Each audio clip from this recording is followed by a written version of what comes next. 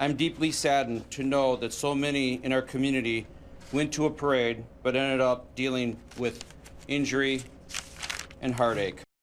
A Christmas celebration turns into tragedy in Waukesha. Yesterday afternoon, an SUV sped through a barricade, crashing into people who were marching in a parade. Yeah, we know at least 5 people are dead, more than 40 people hurt. At least 12 of those who are injured are under the age of 17. Now, we will not be showing the video of that car hitting anyone in that parade. It's making the rounds on social media right now, but we won't show that video here. We do want to show you, though, a short clip of just how fast that car was going at the time. You can see a red SUV break through these barricades, just drive right through them and then over them, and then you see the SUV speed through the frame here from the parade. That vehicle flying, by the way, going way too fast, obviously. Witnesses say they believe the SUV was going about 40 miles an hour. We do know that a person of interest is in custody, but police have not given many details about that person or a possible motive here. Police believe the number of deaths and injuries will rise, unfortunately. Many people have also taken themselves or their children to area hospitals.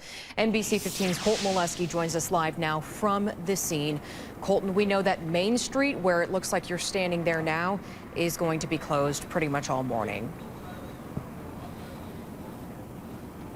Aaron, Main Street is actually about a block back behind me. You can see the squad cars, the police tape behind me. Main Street will be closed, Waukesha Police Department says, until at least midday today, and they're asking area businesses to remain closed as well. But as you can see, like I said, we're on Riverfront and Broadway, so there's also a lot of streets off of Main Street that are closed as well. And this is all because an SUV sped through the Christmas parade that was taking place yesterday evening. This all occurred just before 5 yesterday. Now let's take a look at that parade route. Here's a map for you showing the parade route. It started on Pleasant Street and headed down Main. The incident happened at the intersection of Main and Barstow, not far from the start of that parade and just about 3 blocks from where we are this morning.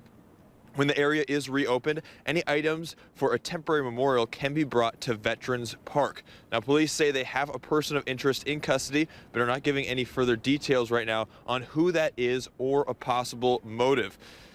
Now, early on, there were reports of gunshots. We know now that was an officer that fired at the SUV in an attempt to stop the driver. No bystanders were hit when that officer fired at the SUV. NBC spoke with a few witnesses who were in attendance at the parade and were in disbelief as they looked on as the SUV sped through the parade. It's people just screaming, not realizing what was going on, and then just hearing the people screaming. And just, again, the disbelief of what just happened. What did I just witness? It was horrifying, like seeing people run like that at something that's supposed to be like for family and bringing people together, especially this close to the holidays. There is a family reception center at Waukesha South High School. If you are looking for a family member and live out of town, call 262-548-7122. And if you need to talk to someone after this tragedy, call 211. Now, those phone numbers are on your screen, and you can find them on the NBC15 website. Tim, Waukesha schools are closed, but Waukesha South High School is open with counselors there in case anyone needs to speak with anyone following this tragedy. Yeah, so many people witnessed this horrible event there yesterday in Waukesha. A lot of people going to be affected by this. Colton Molesky reporting live from Waukesha. Colton, thank you. So far, no names of any victims have been released, but the Catholic community of Waukesha has confirmed that several parishioners were injured and are hospitalized right now. They say they will be having a prayer service later tonight. And Waukesha County native and former Wisconsin Badger J.J. Watt shared his thoughts on Twitter here. He says, quote, truly hoping everyone is going to be okay and those not involved are now safe. Thankful to everyone who rushed to action and helped the wounded.